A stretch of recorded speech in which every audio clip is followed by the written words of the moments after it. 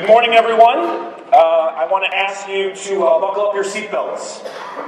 If you don't really like rides, you might want to grab that shoulder harness and pull it over your head, because we're going to go for a little bit of a ride this time. Maybe you might even call it more like a shift. As you might imagine, some people like them, some people don't, but one way or another, it's time for us to shift. Many of you may not know this, but I don't really like speech writing. Those of you who know me, talking, a little more in my wheelhouse. You see, actually writing the speech decreases the chances of me saying something stupid, and definitely decreases the chances of me staying on time, which I believe I have 27 minutes, right? So this morning, what I really want us to talk about is how great lyrics used to really start our speeches, right? So in light of our karaoke from last night, it kind of brought me back to the fact that when I was running for a student council position or a position in my youth group, I thought the coolest thing in the world to do was to use lyrics from a Bruce Springsteen song. Any of you ever do that? Use the lyrics to kick it off? All of a sudden, people thought you were much cooler than you actually were since you were running for a youth group position. And at the end of the day, somehow, maybe mid-high school, that part of my repertoire fell off. Well, I got news for you this morning. It's back. It is from the great but not quite as cool as Bruce Springsteen, 5 for Fighting. Obviously, in my mid-40s, I'm a little more comfortable with my lack of coolness factor. Barry Feinstein and I were talking today, is 47 young? The answer is yes. Otherwise, all of the 5 great minds are middle-aged and not young. So in words of 5 for Fighting, the question is, what kind of world do you want? Think anything. We have to start at the start and build a masterpiece. How many of you are hosting the JCC Maccabi games? You've heard these songs before, way too many times in the video. Be careful what you wish for. Our history starts right now. Keep calm, everyone. We're about to shift. You see, what we really need is a Jewish GPS system. Alan's been racking his brains trying to figure out what is going to be the next 4th stream of revenue. I've found it. It's we're going to create an app. It's a Jewish GPS system. The key to it is you get to add your own mother's voice to it. You get directions. You get directions you never asked for. When you make a wrong turn, rather than recalculating, it says, why don't you just pull over and ask for directions? You see, here's my mom, gratuitous use of family photos. My daughter, the one on the left, it's her birthday today, and so we're the worst parents ever for being here. Mom tells us the great piece of advice. What should we do? You have to pull over and ask for directions. That's what you need to do. And keep clean underwear in your glove compartment. I never understood why. It's time, everyone. We have to pull over and ask for directions. You see, when you go to a place and you don't know where you are, what makes you think you know how to get there? And if you think about that piece of advice when we talk about shifting our paradigm, we are trying to figure out how to reach the unaffiliated and the unengaged. The problem is, if you're in this room, I don't know how to break the news to you, you are affiliated and engaged. You might even be in the uber affiliated and engaged group. You are in the ridiculous affiliated and engaged. And so how do we know how to find the answer to that? Well, the truth is we have to find a couple of points. And at the JCC in Milwaukee, we took some risks. We shifted. We came up with 3 ideas, and they've been guiding almost everything we've been doing for the last 2 years. One we stole right from the JCC branding, which they've now abandoned. Inspiring Jewish journeys. Thanks, by the way, guys. It looks great, but my name tags are terrible now. Inspiring Jewish journeys. We learned a great lesson. We went to Israel with our staff. One of our staff members who's been there for 27 years. On her second trip to Israel, as we were wrapping it up, turned and said she finally realized you don't have to be Jewish to have a Jewish journey. So everything we do should be inspiring a Jewish journey, and don't be afraid to say that to the people who aren't Jewish. We have to go out and partner to build a healthier community. This year, our JCC raised over $75,000 for charities in Milwaukee. Over the last 3 years, we've partnered to create a great program called Laugh It Up Milwaukee, where we bring in great comedians, find other great beneficiaries. And to be a true partner, you have to take a leap of faith. You have to be willing to go first. And so reach out and find the people that are doing great things in your community and don't try and replicate it. Just partner with them. And last but not least, we have to go and meet our members where they are. Physically, spiritually, emotionally, wherever they may be, we need to go out and meet them. This is a storefront we opened up in a local town center, a mall nearby our JCC, and we do programming out there. We go to meet our members where they are. I know you're shocked to find out the Jewish community might be in a shopping mall. We thought it was a good idea, and it's working really well. You see, this past year, we had some of those courageous conversations that Rabbi Aaron Bisno talked about. Our board of directors didn't agree ever on the exact same thing, but that's okay. In the end, we all came through the conversation and decided it was our opportunity to take that challenging conversation about our Shabbat hours. Our conversation was guided by this very JCC movement of vision and principles for the 21st century. Every step along the way, we used this to figure out where we wanted to go. We found that Simon Sinek inspired us to answer the question, people don't buy what you do, they buy why you do it. Our staff live with that sign up in our building, and we actually stopped to figure out not what we're doing and how we're doing, but why are we doing what we're doing? And that's what's so great about this conference. It gives us a chance to figure that out. So what do we need to do? It's time to open source our JCC. No offense to Apple. They seem to be pretty successful with their methodology, but the Android world has it, in my opinion, the right way. Let's open source our JCC. Let's pull over and let's ask for directions, because if we don't know how to get there, we have to find out. You see, my mom was right. And in case she's actually listening to this live stream, yes, Mom, you were right. You have to pull over and ask for directions when you don't know where you are. So today we are excited to bring 5, well, maybe 4.5 great Jewish minds up to the screen, or to the stage. I heard Barry Feinstein resign from his position as the executive director at the JCC in San Francisco, which clearly means he's lost at least half of his mind to be leaving our field. So we're excited to welcome them up, and I encourage you to take out your phones and tweet. Now, those of you who don't know what tweeting is or what Twitter is, this kind of helps explain it. It's a bit of an addiction. These signs actually exist out there that the next generation, and this is what open sourcing means, we really do have to try and look for new directions, which way we're going to go. So today I'm very excited to welcome up to the stage the first of our speakers, Beth Cousins. Okay.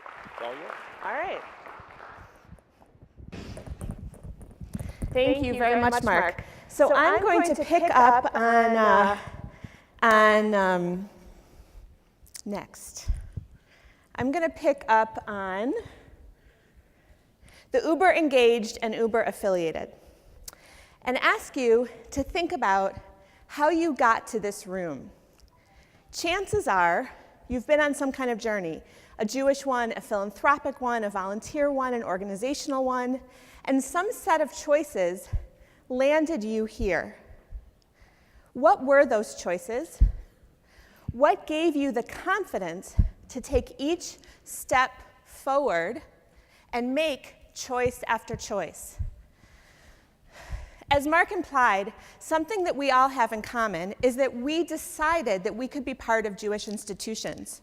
We realized we would be welcome, we wanted this, we stepped forward, we felt comfortable in some way.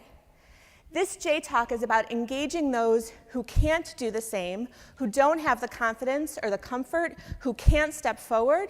It's about helping them to own their Jewish lives. So I want to start with 2 framing stories. The first is a bit of folklore that might be a joke, or it might actually be a piece of research that somebody discovered along the way. Nobody's really sure at this point. It's just legend. It's said that when 2 parents asked their child who had just come home from camp, so what was your favorite experience at camp? He said, Havdalah. Havdalah was my favorite experience. And the parents, super responsible and responsive, said, okay, great, let's start making Havdalah.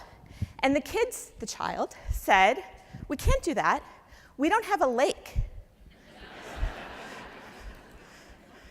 Meaning, of course, that to the child, Havdalah was this beautiful ceremony, kind of looking like this, right? A little bit darker, the stars twinkling, the whole camp singing in one voice.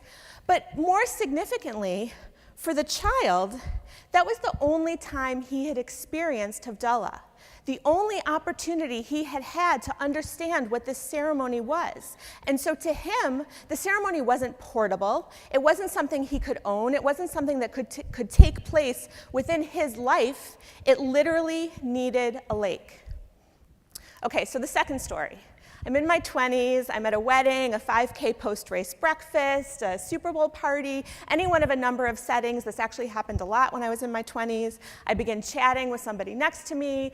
We each say, we lived in Washington, D.C. This is a big question when you live in Washington, D.C. We each say, what do you do for a living? I explain that I work in the Jewish community, and the person's eyes grow wide. Oh. And they say, I just got back from Israel, or I just started dating a non-Jew, or my grandparent just died, and their voice would kind of trail off. And in my head, after a while, I started to fill in the blanks for this person, right? And the blanks would be, what do I do now? What they were really saying is, I just realized that Judaism actually holds for me more than I thought it did. What do I do now?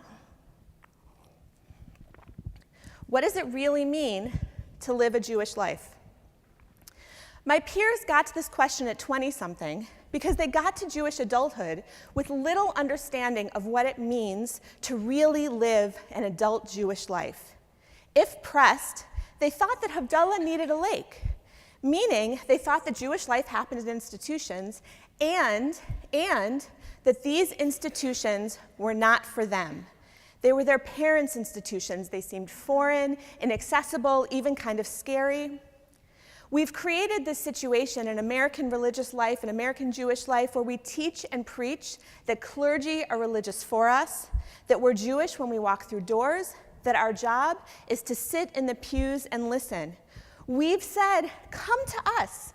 Be Jewish from 4 to 6 on Tuesday and 10 to 12 on Sunday. Have Shabbat dinner, but do it in this multi-purpose room. Watch this movie in this Jewish theater. Our Jewish lives stop and start, we've taught, when we enter these rooms. And most have listened carefully, right? Too many American Jews see institutions as the only possibilities for Jewishness in their lives. They're not comfortable in these institutions, and this creates the paradox. Judaism happens in institutions, they're not going to enter, and therefore Judaism is out of their hands and out of their everyday. But we need Jews to lead themselves, not just to lead themselves in ritual, not just to make Havdalah at home, although if they do that, that's fabulous, right? We need Jews to examine the corpus of what Judaism is, to imagine what it can be, and to choose for themselves how they will engage. Examine, imagine, and choose. That's how Judaism becomes celebrated and refreshed through active, critically thinking, inventing, living Jews. But the lack of a lake gets in the way, or we think we don't belong. And so we need the motivation to examine, the skills to imagine, and the confidence to engage. These traits, motivation, skills, and confidence, constitute ownership. The idea that individuals can and do lead their own Jewish lives when they're ready. And this ownership, this readiness should be the goal, can be the goal of all Jewish education that we do, all Jewish learning that we do with students of any age. And this is the paradigm shift. If Jewish education in your JCC has been classes, if Jewish experiences in your JCC has been a tiny bit of Jewish added to something, this is the paradigm shift we're moving from and to. And now I'll talk about the two. So what are we moving to? What does ownership look like, right? First, we don't just study the words of Kiddush, for example. We sing the Kiddush together. We practice it together. We talk about what it feels like to sing Kiddush, to have ancient Hebrew words maybe hurt your tongue a little bit. We don't just study Shabbat rituals. We have Shabbat dinner together. We charge our students to lead their own Shabbat dinners, to go home, do it, come back, let's talk about it, let's debrief together. We help students develop comfort and confidence through that doing, and then through that debriefing, and through that validation. We free and empower students to engage in a process of discovery and exploration through testing. We invoke the student's opportunity, even responsibility, to make Jewish choices. Literally, we talk about them with students, we lay out the choices in front of students, and we help them sort through them and weigh them. We lead, but the learning is about them. Some organizations are already doing this kind of teaching. My JCC in San Francisco transitioned their Introduction to Judaism class to be a class called Jewishing, Doing and Being Jewish. It's a wandering journey, and I'm quoting them, through history and culture, an exploration of Judaism's choices and questions, and it is this kind of laboratory. At 6th and I Synagogue in Washington, D.C., the same kind of transition has happened. Their Introduction to Judaism class has become a Jewish welcome workshop. Again, a laboratory for 20 and 30-somethings to experiment with Judaism in their own lives. They talk about something, they read the texts, they share their fears and their wants, they go home, they do it, they come back, their rabbi, mentor, coach works with them through it all. And through this debriefing, this cycle of testing and conversation, they start to own their Jewish lives, to be directors of their own Jewish experiences. The extraordinary becomes, in the best way, ordinary. 6th and I also facilitates how-to explorations of Pesach, Shabbat, and Purim, and these sell out regularly. So Judaism's confusing. The Pew study has been quoted, talked about many times in the past few days. I'll talk about it again for a second. It's even been said out loud in some of these rooms, and many of us already knew that the vast majority of respondents to the Pew study, 94%, suggest that they're proud to be Jewish. 94%. And yet 1 in 5 describes themselves as having no religion at all. Jews are less likely than Americans to believe in God with certainty. Only about 1/4 of Jews say that religion is very important in their lives. 1/4, very important in their lives. And 56% of Americans say the same thing. So they're proud to be Jewish. Doesn't necessarily mean what we think it might mean. It isn't a religion. What is it? That's the question on the table, no matter how old you are. That's the question on the table. That's what we get to help people figure out. I love talking about this stuff at a JCC conference. There is no better place. JCCs are extraordinarily suited to this work. This is probably something that's also been said in the past few days. If in the early 1900s, 100 years ago, JCCs were helping Jews be Americans, we're now helping Americans be Jewish. You get to draw from all corners of Jewish life, all corners of life, exposing North American Jews genuinely to every aspect of Judaism, helping them to explore it for themselves. JCCs get to say, this is the breadth of Jewish life. We're already doing it at the JCC, but we have to figure out how you're going to do it for you. What does Judaism mean to you? What kind of Jew will you be? How will you express Judaism, Jewish life in your home, with your friends? What Jewish values will you teach your children? We get to work in living rooms, in small conversations, bringing longtime JCC principles to even more North American Jews. Continue this conversation. Ask yourselves, how can we in our communities build these kinds of laboratories? Do we transition classes? Do we reinvent classes? Or do we invent new programs? Who in our community can not just be the deliverers of content, but really coaches and mentors? Where are the sub-communities, the networks, the smaller audiences that we want to be connecting with and helping to integrate the essence of Judaism into who they are?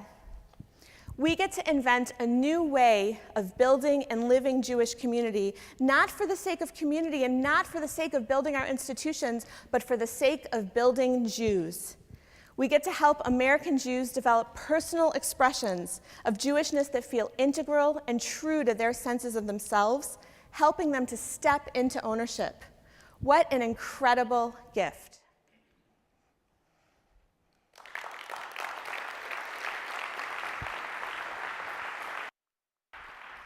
You were amazing.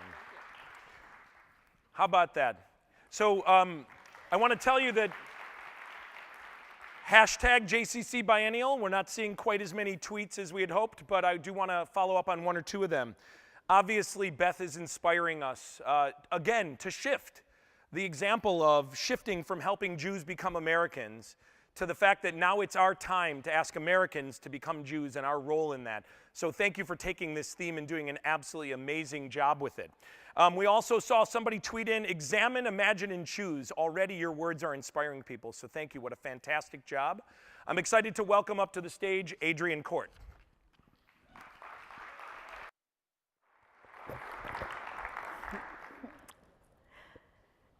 God is great, God is good, and let us thank him for our food. In Jesus' name I pray, amen. Every day of my life, for the first 18 years, that is the prayer that my family said as we sat down to dinner as a family every single night. It's a very far cry from the presidency of the Asheville Jewish Community Center. I was actually raised on the banks of the Red River in Rapides Parish, Louisiana. We had, in a very, very small town called Pineville, I'm sure everyone's heard of that.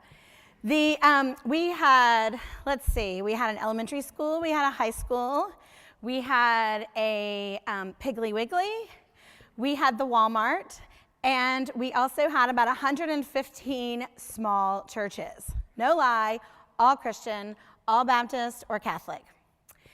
I went to church on Sunday for 3 hours in the morning, and I sat there and tried to pretend like I was paying attention, trying not to fall asleep. Then I went back in the afternoon for another 3 hours of choir practice. Then on Mondays I went and I had my personal devotional time for a couple of hours, a group that I later led at the end of my high school career.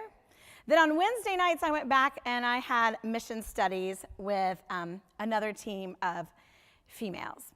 My family gave to the Lottie Moon and Annie Armstrong missionary funds, and every penny that I made from the age of 1 or 2 was tithed at 10% to benefit the work of Christianity.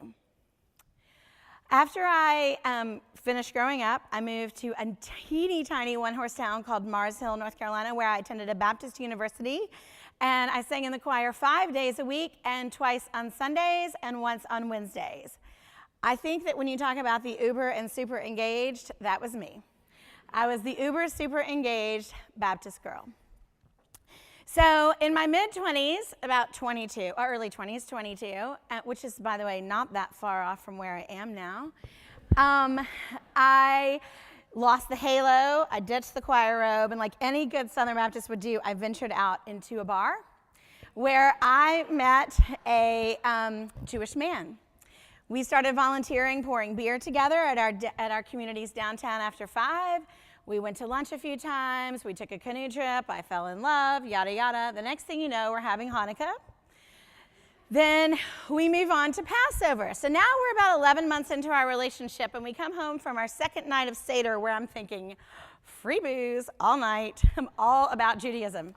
So I come home, and my husband says to me, my now husband says to me, you know, I cannot marry a non-Jew, but I am in love with you.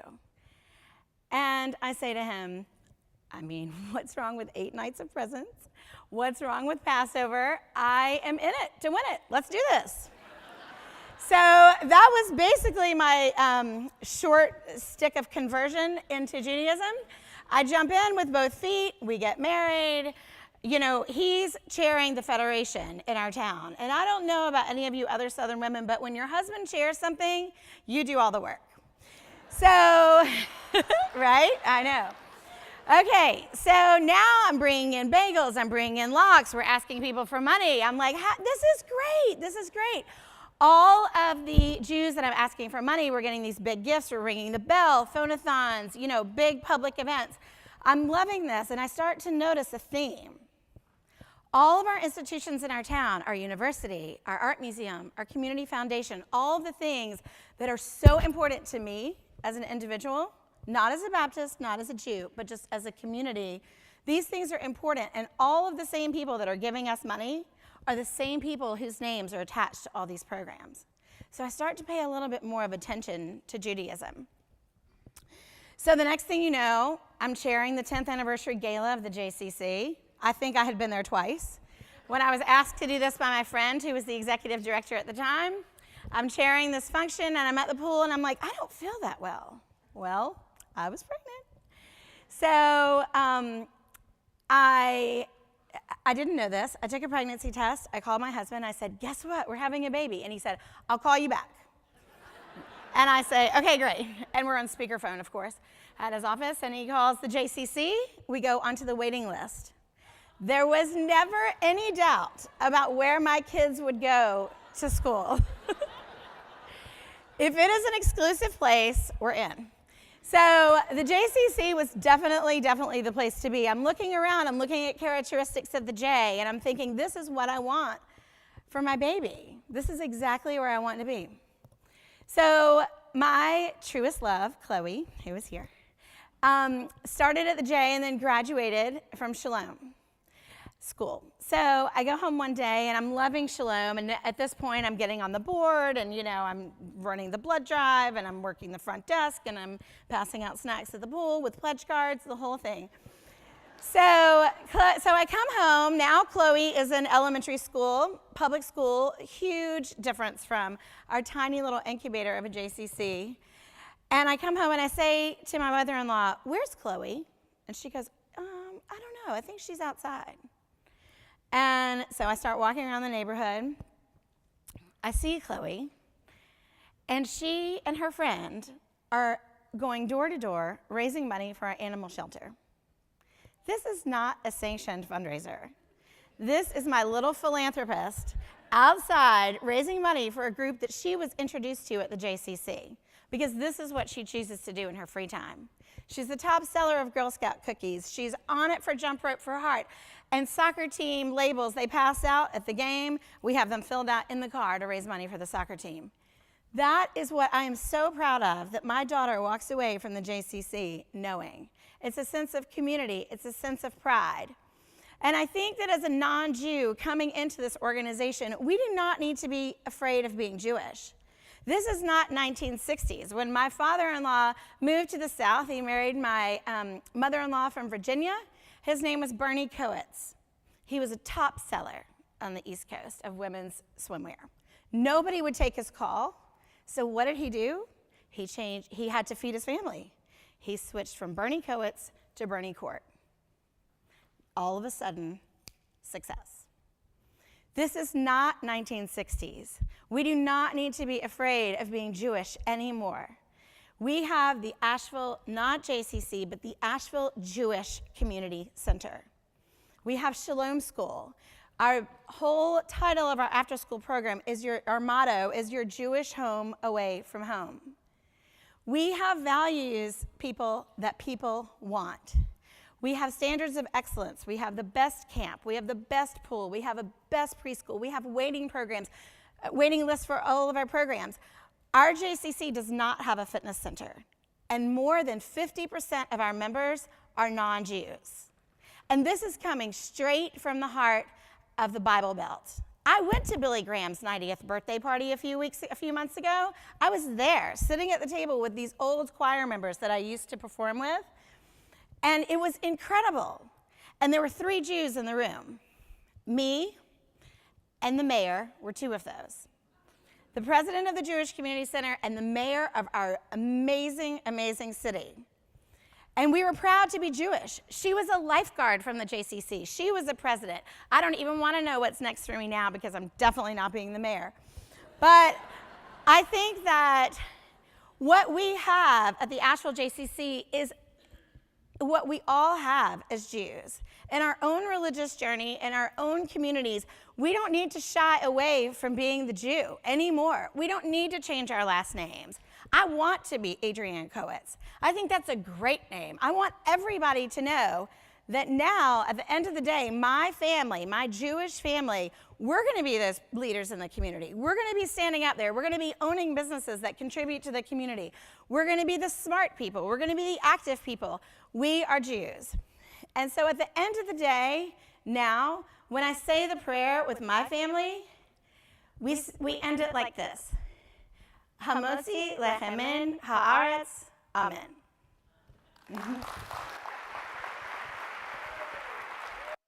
Rock on. You were amazing. Wow. So, format's working for you? Yeah, that's what we thought. I think part of the reason maybe we weren't getting tweets was I was actually showing up with a pad of paper and a pen. So I've decided maybe I'd actually embrace the idea. One of our tweets is pregnant, ? Immediately call the JCC. The truth is we're on waiting lists everywhere, so why not? This might be a new branding idea, Peter, is that if we could partner with like EPT and actually locally put in the phone numbers for your local JCC early childhood program, that would probably work. Robin, we're on this. It's not 1960. We do not need to be afraid of being Jewish anymore. You guys, we're so good at what we do. Why would we ever be afraid of what we do? It's an amazing lesson. Adrian, you did a fantastic job. Please. Yesterday I had the joy of spending some time listening to our great speaker. You're going to love hearing the very inspiring Yehuda Kurtzer.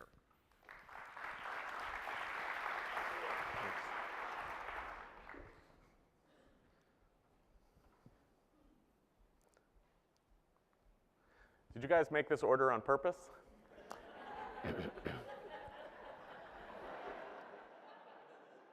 Once upon a time, a Jew was a Jew, a non-Jew was a non-Jew, and though the boundary that separated them was invisible, everyone knew it was there.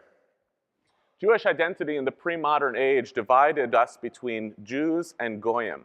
One of the great hubrises of the Jewish imagination is that for a people who has always been a fraction of a percentage of the world population, from the Jewish perspective, there's only two types of people, us and them. And I use this term of Jew and Goy very specifically, even though to our modern instincts it sounds offensive and it sounds derogatory. But the reason that I imagine the separation between them is because this was a major feature of what it meant to think about Jewish identity in the pre-modern age, to imagine that there was an invisible but concrete boundary that separated between us and the them, and that you had to actually cross through that boundary in order to become a member of the Jewish people. And it's been specifically, those of you who may remember the great comedy routine of the 1960s, Lenny Bruce's Jewish and Goyish. The truth is, many of you may not know it, but one of the great comedy routine of Jewish and Goyish from the 1960s, which is unrecognizable today and offensive to many young Jews, imagined that not only there was a difference between Jewish and Goyish, but that difference manifested not just in crossing the boundary and becoming a Jew, but in little implicit or meaningless ways in which you could tell the difference between a Jew and a Goy. So famously, lime jello, Goyish, black cherry soda, Jewish. Hadassah, Jewish, B'nai B'rith, Goyish.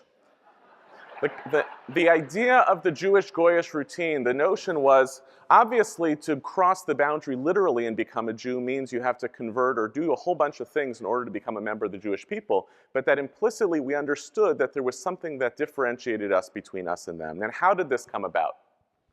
The way this came about was because we were, in Jewish identity in the pre-modern age, was defined and created by external forces and circumstances that kept us as a people essentially separate from the people who lived near us. If you see, anti-Semitism and ghettoization wind up creating this boundary between Jews and non-Jews such that if you were actually a member of the Jewish people, you could do and live in all sorts of different ways, participate in all sorts of activities, whether they were religious, ethnic, national, cultural, or communal. And we didn't imagine that those were actually the same behaviors. We knew as a Jewish people that acting as a member of the Jewish people by participating in communal institutions or by doing a religious ritual, that those were separate activities. But that Jewishness held all of these fundamentally together, and that circle becomes the boundary between Jews and non-Jews. Once you actually enter into the story of the Jewish people, you may essentially be more of a religious Jew or a communal Jew or a national Jew, but Jewishness is actually tied together in ways that are beyond our control. Today, however, we're seeing a breakdown of these behaviors into totally discrete activities, none of which requires the other, and most importantly, each of which constitutes a separate, different entry point for non-Jews to participate in Jewish life. So for instance, religious. Non-Jews can participate in Jewish religious ritual all of the time. Perhaps the most famous visual image of this is the Passover Seder at the White House, in which not only are non-Jews not participating in Jewish religious ritual, but in many cases they are becoming the conveners. If Jews do Passover Seder more than any other ritual on the Jewish liturgical calendar, which is true, I would say it's equally true that more non-Jews participate in the Passover Seder than any other Jewish ritual activity.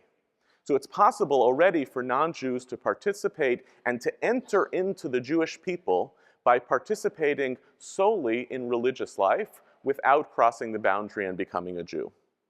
Or we might look at the national way in which non-Jews can participate and join the Jewish people without actually crossing the boundary and becoming a Jew. The photo up on the slide is of a Bedouin Israeli soldier, and this is an official IDF photo, in which he says, "I'm a part of this country, everyone serves in the IDF." Parenthetically, not true. And there's no reason I wouldn't do the same. Perhaps more famously, and perhaps more sadly, this is the story of the Russian Aliyah of the past generation, which brought many people through the right of return that can qualify as a member of the Jewish people by being part of the national story of the Jewish people, but don't actually become officially part of the Jewish people because they're not religiously qualified to be members of the Jewish people. But this has become a national identity, has become an entry point to the Jewish people, in which nobody expects that this Bedouin soldier is actually, by crossing over, become formally a Jew, but this person is participating in Jewishness as a result. Or we might look at communal belonging. And here, JCCs are way ahead of the curve anyone else. I pulled this off of the JCC website as part of the preamble to this vision and statement of principles. The JCC movement comprises many communities of Jews and non-Jews spread across North America with very different approaches to Jewish living and learning. Not only is it not impossible for a non-Jew to cross the boundary into Jewish communal institutions, but as we just heard, in many Jewish communal institutions, JCCs ahead of most, and synagogues as well, non-Jews are not only members, but they have become part of the shaping of the identity of our community institutions. Cultural. We have now started in our community, this is the back of a bus in San Francisco. We now put our cultural activity, the stuff that once upon a time would have been the means of actually the community celebrating its own cultural activities, we now celebrate our cultural activities profoundly in the public square, and by doing so, we invite non-Jews to participate in Jewish culture. And finally, ethnic. Ethnic identity, that is, being born Jewish, is no longer a meaningful advantage or even a head start. This is the most famous, the money piece of the Pew study. The 22% of people who think of themselves as Jewish but describe themselves as no religion tells the story that if once upon a time being born Jewish meant that you had an easier entry point, or you assumed that all of the rest of this stuff, religious, communal, national, or otherwise, was part of the package to which you belonged, it's no longer obviously the case. Being born Jewish does not make you feel necessarily more proud of being Jewish, and it doesn't necessarily demand that you take on all of those other activities as well. And so instead, unlike where we started, where we looked at Jewish identity as being an essential difference between Jews and non-Jews, Jewish identity in a boundaryless age looks totally different. Jewish identity in the boundaryless age imagines that each of these different spheres are points of entry into Jewishness. Each of them can actually stay points of entry into Jewishness that don't require taking on the other behaviors. And if we can talk about some essential notion of Jewishness, perhaps it lies at the center of, or at the intersection of these points of entry, rather than being entirely encompassed in some implicit boundary or difference between Jews and non-Jews. Ultimately, what we are left with is not thinking about Jewishness as a boundary to be crossed, but actually as a spectrum of different activities that somebody might do to enter and cross into the story of the Jewish people. In each of these, I've made this slide here. In each of these, you can see the language of spectrum makes sense. You can enter into the story of the Jewish people through participating in religious activity. You can enter into the story of the Jewish people by participating in national activity, through communal activity, through cultural activity, and through ethnic activity. In each of them, there's an opportunity for us and our institutions to create more thickness and depth. Just because somebody has crossed the boundary and entered doesn't mean that everything that they're doing is thick and deep and rich. But we no longer have the luxury to claim that simply because a person enters in one way, that they necessarily have bought the whole package. The future of Jewish pluralism actually might lie in that once upon a time, Jewish pluralism meant that all of us are in the same religious camp, And we have to find ways in order to get along. The future of Jewish pluralism may lie in recognizing that the point of entry for non-Jews into Jewish life has become so diverse that we have to become much more radically pluralistic of the possibility of pluralism between those who have crossed from non-Jewishness to Jewishness on a religious spectrum, those who have crossed over from non-Jewishness to Jewishness on a political spectrum, a national spectrum, a communal spectrum, or an ethnic spectrum. The most possible rich idea that we could think about is not to try to demand that there are implicit or explicit boundaries between Jews and non-Jews anymore. That story is over. This is one of the gifts of being in America, is the possibility of being so present in a society that non-Jews actually want to be part of our people. We've got to figure out how to embrace it and not become obsessed with creating higher and higher boundaries. If we want to maintain some sensibility of the thickness and richness that's come with Judaism, let's imagine that all of these points of access with all of their different colors can be enriched and thickened in each of their different ways, and that the composite of Judaism can be as beautiful as a rainbow. Thank you.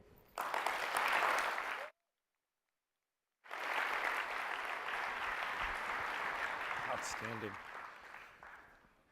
I have to tell you, it's tougher than you think to constantly be the person who's following these speakers. So no matter what, it's why we came up with the idea that I would only speak what you tweet instead of my own thoughts. So Yehuda Kurtzer talks of multiple points of entry, pluralism, no boundaries. It's inspiring to listen to you speak. Thank you for sharing some of your thoughts with us today. Amazing. A round of applause for Yehuda. So as part of the ongoing paradigm shift, one of the things we want you to know is you should be thinking about all the great speakers you're hearing today, because after a short break, you're going to have an opportunity to go and select one of them and go to their breakout session. Dan Deutsch asked me to make sure you all know that. I'm not doing it because Dan asked me. I'm only doing it because I had the thought myself. So I wanted to make sure that you guys knew. Jewishness is a spectrum of Jewish activity, and we all need to figure out ways to create thickness and depth. A great idea for us, a shift to be thinking this way. So Yehuda, thank you for inspiring us. I'm very excited to welcome to the stage one of our great speakers, Liz Fisher.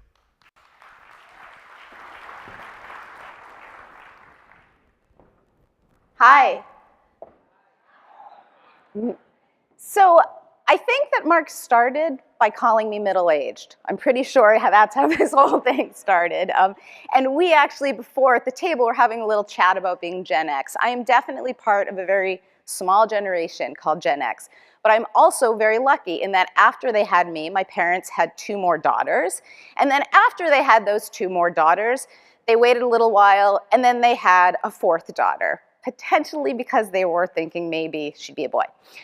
But she wasn't, and we love her. And that 4th daughter, we all love her. I will share with you that in the current generation of grandchildren, they have all grandsons and 1 granddaughter. So they got many, many, many, many boys. They just had to wait another generation. That daughter is my sister Sam, and she is very much the millennial mom that your new branding is talking about. So I want to tell you a little bit about her and a little bit about what I've learned from her. Sam is 30 years old. She is married. Her husband was not born Jewish. They have a 2-year-old who they are committed to raising Jewish. Sam works full-time. She's working on an MBA, which I think is her 3rd degree, although it's not clear that she finished her 2nd degree. So it's not totally clear, but she's also going to school part-time. And she said to me, I said, what's an average weekend look like to you? And this is what she said to me. She said, I have so many things to do on the average weekend. I have to do my homework. I have to go to class. I want to see my friends. I want to have play dates. I have to do laundry. I have to do the grocery shopping. I have to clean my house. It's actually not true. The house is not so clean. I've been there, but it's okay. I have a million things to do, she said, and I feel guilty. She said, I feel like I'm not giving my 2-year-old enough diversity, enough stimulation, enough extra activities. And I want more, and there's all these choices, and I'm overwhelmed and a little guilty and distracted, and I don't really know how to choose. I think the JCC movement, the JCCs have the tremendous opportunity to engage Sam, to engage thousands of young adults like her. I think many are doing it already, and I want to talk a little bit about how.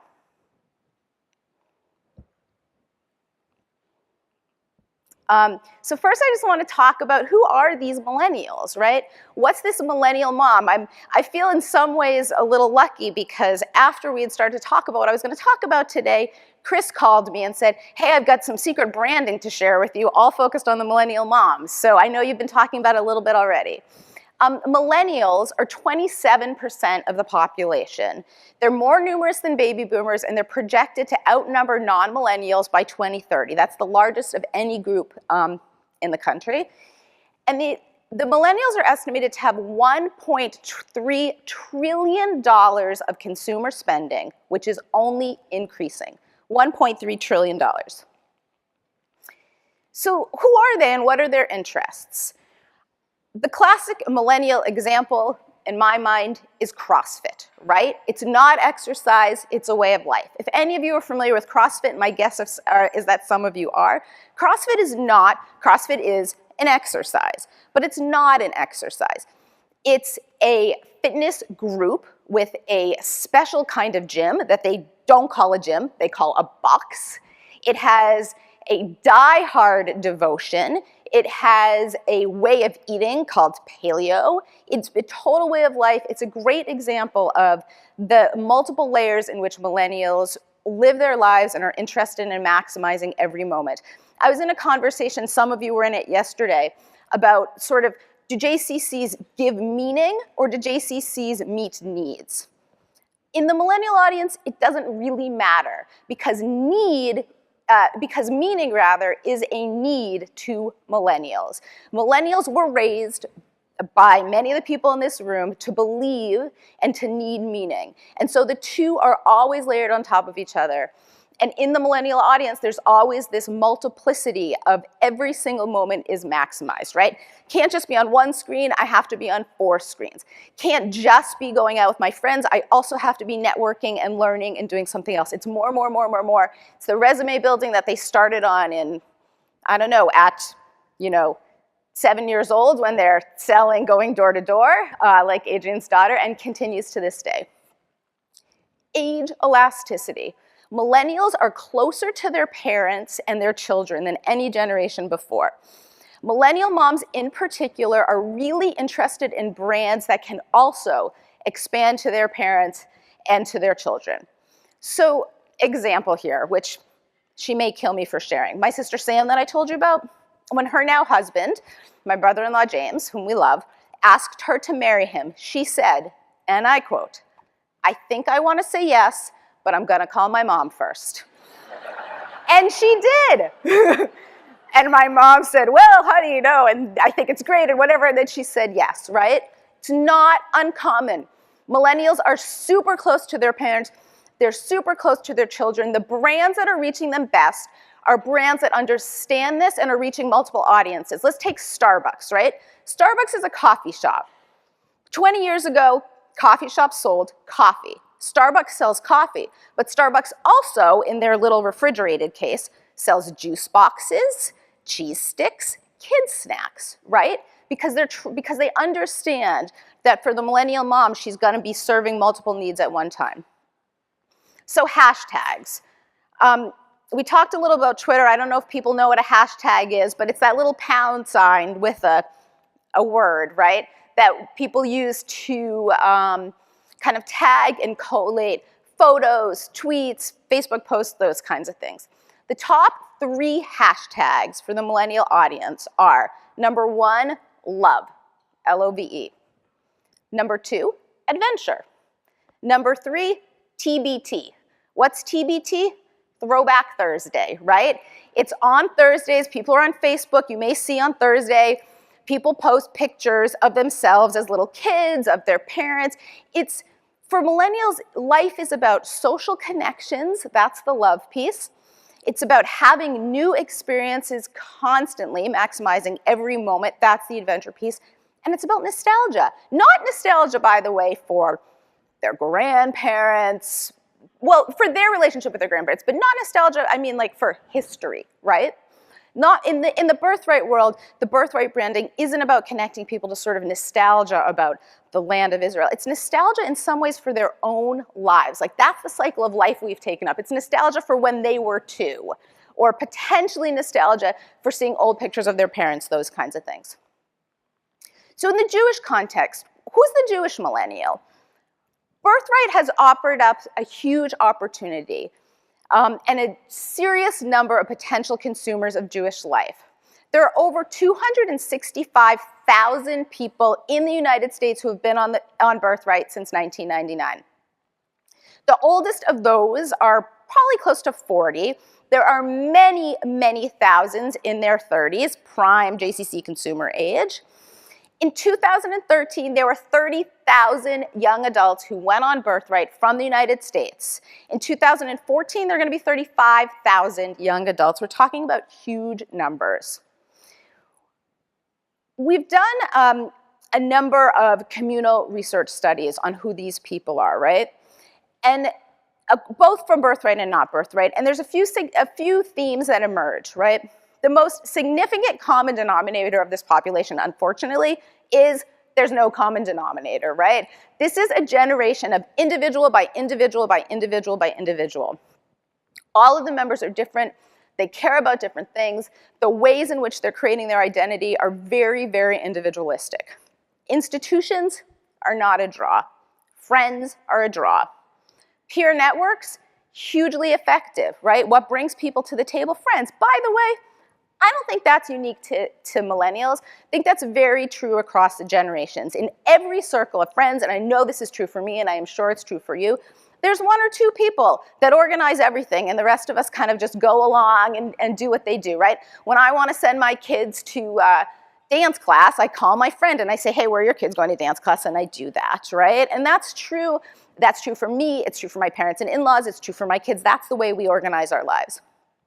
Bridging between universalism and particularism matters, right?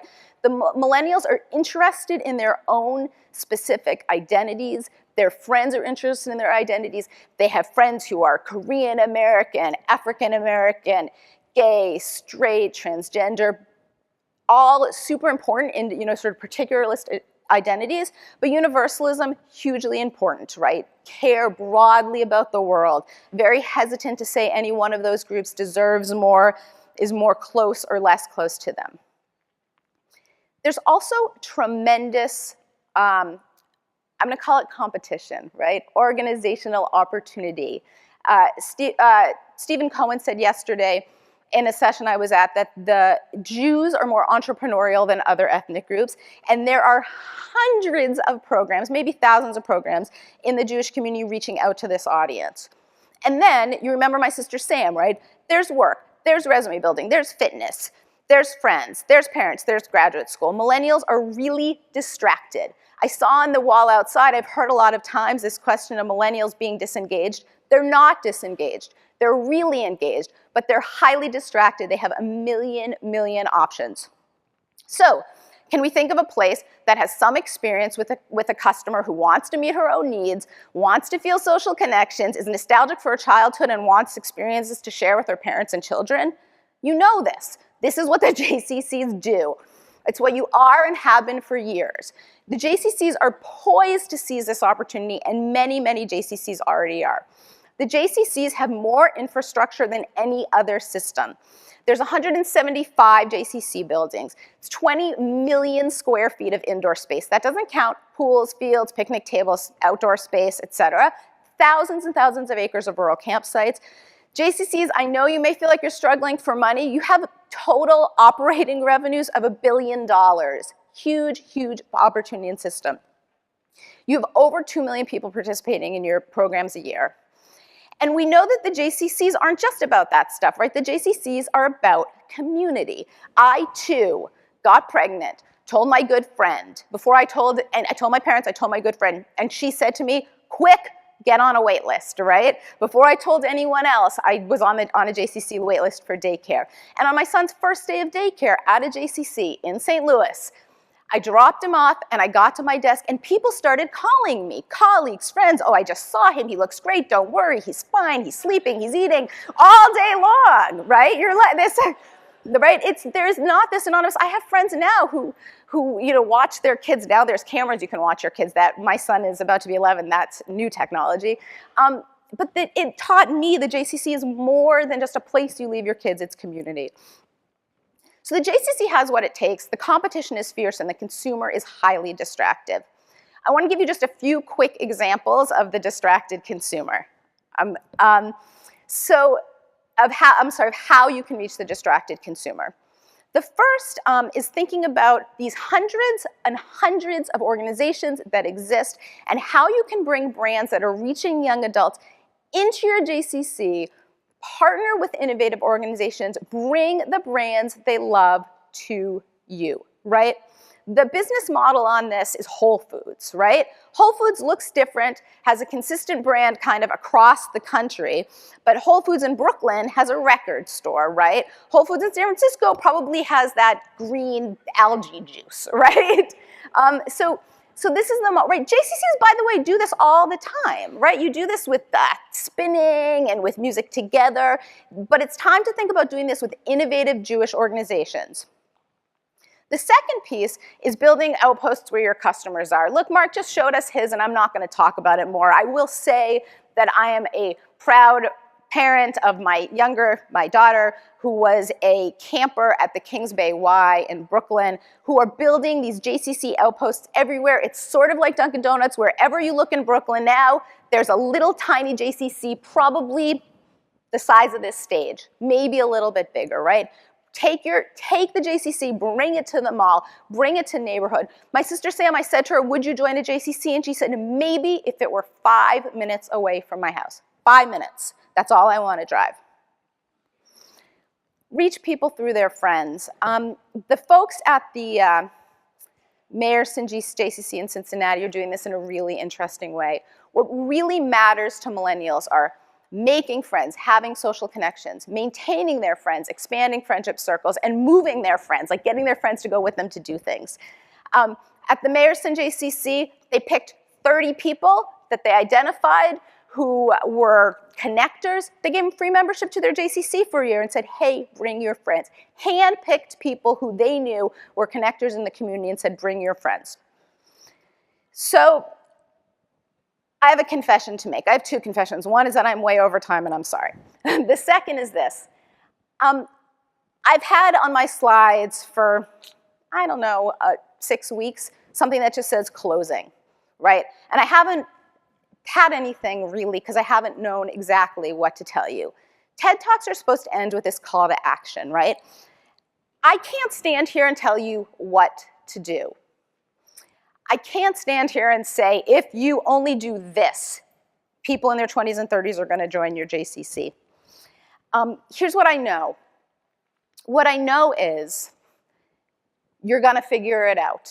The JCC knew how to settle immigrants 120 years ago. The JCC understood that it was time to move to the suburbs and build big fancy pools with water slides when Jews started moving to the suburbs. The JCC understands now that people are moving back to the city and they're trying to put up these outposts like in Milwaukee and in Brooklyn and I'm sure other places as well. So I'm not going to tell you what to do. You know what to do. I am going to tell you how to do it, and it's really easy. Talk to people and listen to them and do what they tell you. Millennials are eager to engage in the same way we all are. Find people in their 20s, in your communities, ask them what they want and build it with them. I'm happy to help you with it. Next is happy to help you with it. If you're interested in talking about it more with me or with us, we can all talk about it together in a little bit. Thank you. Outstanding. Great job. It just keeps getting more and more inspiring. Just so you know, we are getting tweets from all over the country. Big shout out to my friends in Milwaukee, though, who are lighting up Twitter, so keep it going, guys. Liz, a great job. People are, seriously, so many coming in. Jewish millennials, we are not disengaged, we're merely, distracted, right. Although Liz, I do have an idea since you're sitting next to Adrienne, you should get her daughter to take a charity fund because you're gonna need to fly somewhere else for the holidays because I do not think you're invited to your sister's house anymore. I gotta be honest with you. She comes to your house, not this year. There's no common denominator amongst millennial moms, but they do embrace identity in so many ways. There's so many tweets. I was really interested in reading them to you, except Liz went 5 minutes over. So instead, I'm very excited to welcome to the stage a former friend of mine, Barry Feinstone.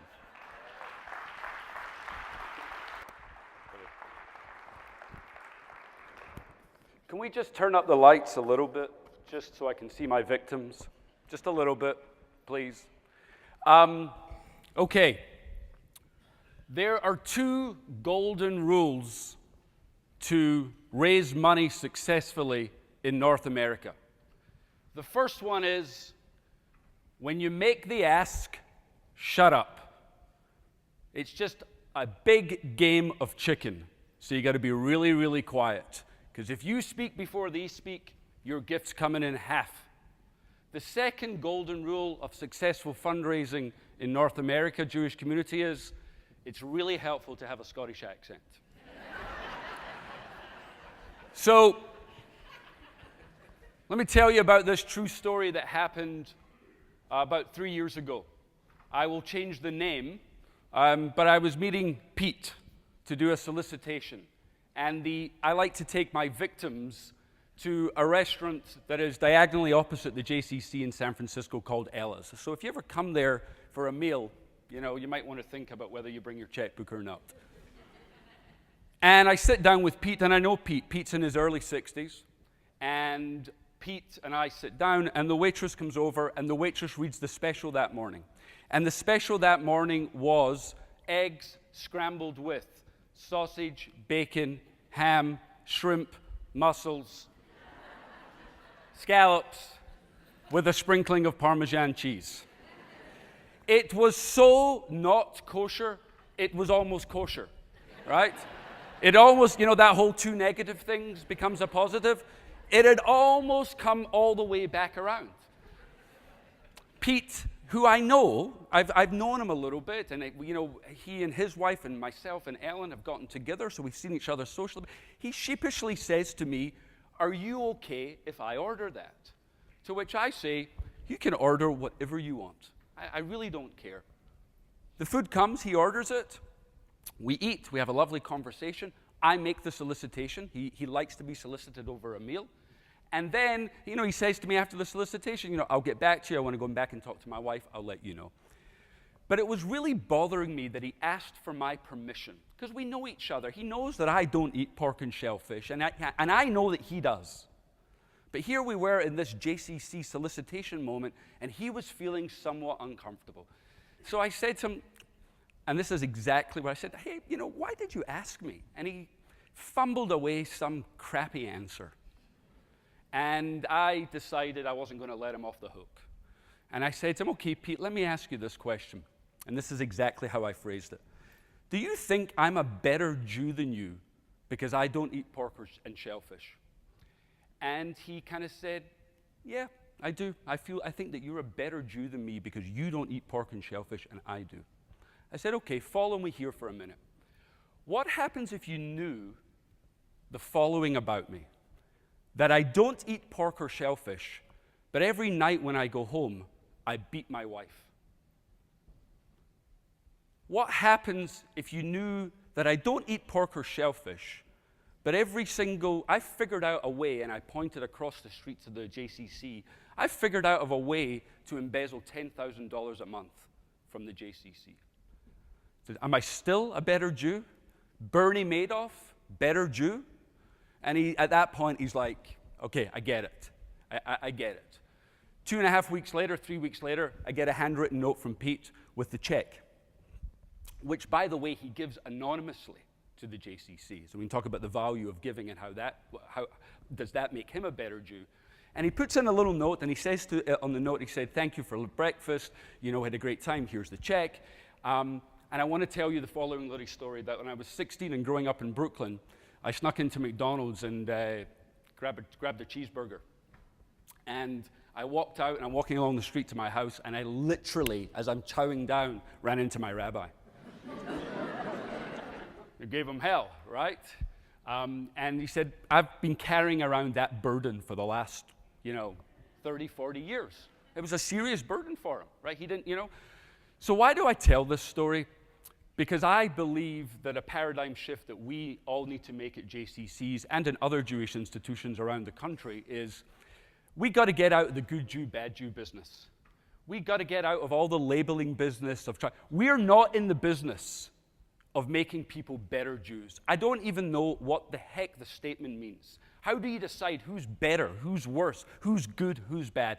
We've got to get out of that business.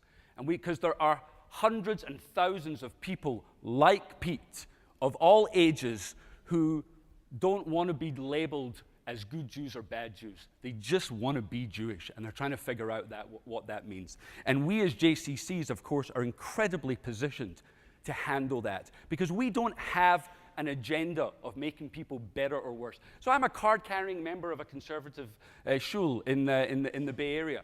My rabbi and her team, they're trying to make me a better conservative Jew. I sign up for that. I've joined. That's what I want.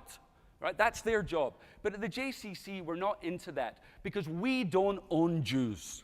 Right? All the themes that we're talking about here and we kind of, nobody rehearsed what we were hearing about there's no boundaries anymore and we have to treat people differently. We don't own Jews, okay?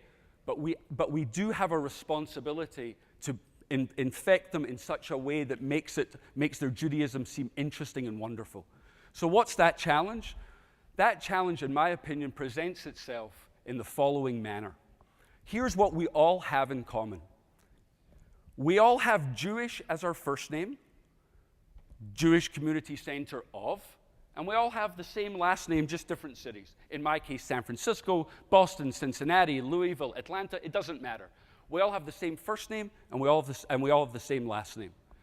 And that juxtaposition between the particularism of our first name and the universalism of our last name is a shift that we have to get serious about both of them. My incredible staff at the JCC of San Francisco will tell you one thing about me. When somebody walks into my office and says, we can only do this or that, it needs to be either this or that, and they're both good ideas, I kick them out and say, it's got to be both ends. We have to be living in the particular world, and we have to be living in the universal world, and we have to be very, very serious about it. So let's talk about what that serious may mean for a minute. On the Jewish side of it, we cannot... Jewish life classes and Jewish life departments at your JCCs should be dismantled piece by piece. And I'll tell you, and I will tell you why. Because we're not in the business of trying to make people like us, right? That's a flaw. I don't want to invent little Jewish Barry Feinsteins. Funders, I'll touch a third rail here. I don't want to take money from funders who says, we're going to give you money, we want you to make people like us. Right? That's not the game that we are playing in right now. But the Jewish piece is really, really important. And the reason why Jewish life departments aren't successful at JCCs is because they are seen as an item on the menu at the JCC, like fitness, like preschool, like camp, Jewish. Jewish isn't an item on the menu. It's an ingredient in everything that we do. It shouldn't just be, imagine, here's what happens at JCCs. Somebody goes to build a program, and they say, I built this beautiful program. I got to run over here and just sprinkle a little Jewish on it. Right? I'm going to put a little dressing. So it's the Caesar salad, and that's the little dressing. And you know what happens when you do dressing? People say, I'll have the dressing on the side. People say, leave the dressing off altogether. Right? So what America tells you, you can get everything the way you want. Jewish needs to be embedded in everything that we do. It needs to be a key ingredient in everything that we do. And if that's the case, then we have to go out of our way to hire the very best Jewish educators in the country, not 1, not 2, but 5 and 10 and 15. And we have to embed them like journalists are embedded in warfare now. You know, how was war reported several years ago? You'd hear about it 6 months later. Then we sent Anderson Cooper to Iraq, and we were watching everything happen real time.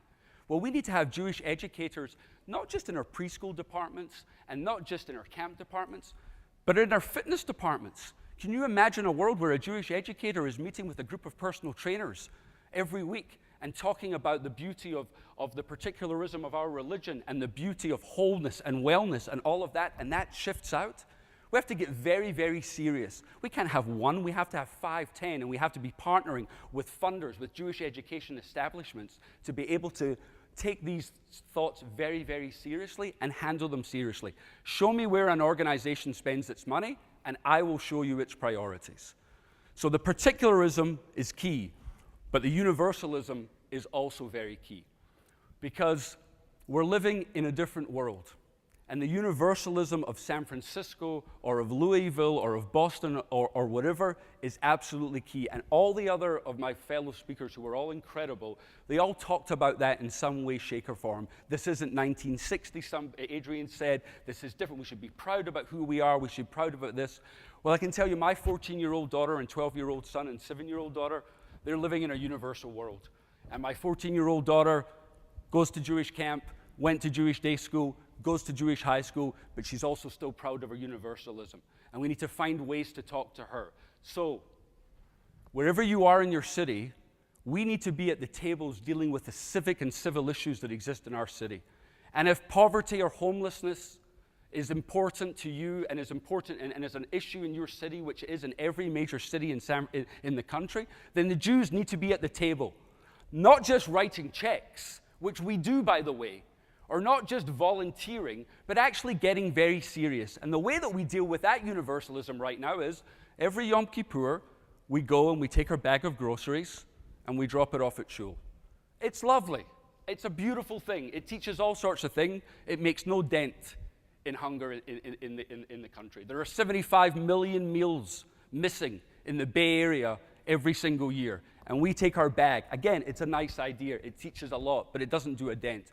So we need to be at the mayor's office, sitting down with all the other organizations that are trying to handle this. And they're all got saints in front of them. They're all Catholic charities and other faith-based organizations. But the Jews are strangely not there, right? And we need to figure out how to be at that table.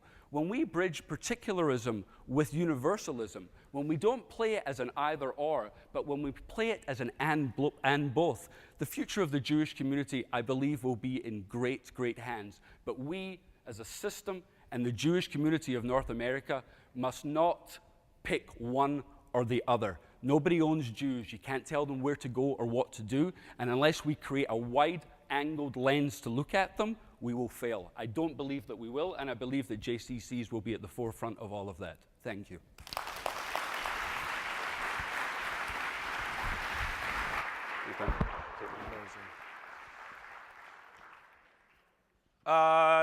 Wow. It's very rare I run out of words to say. They're all on Twitter. Right now it's lit up.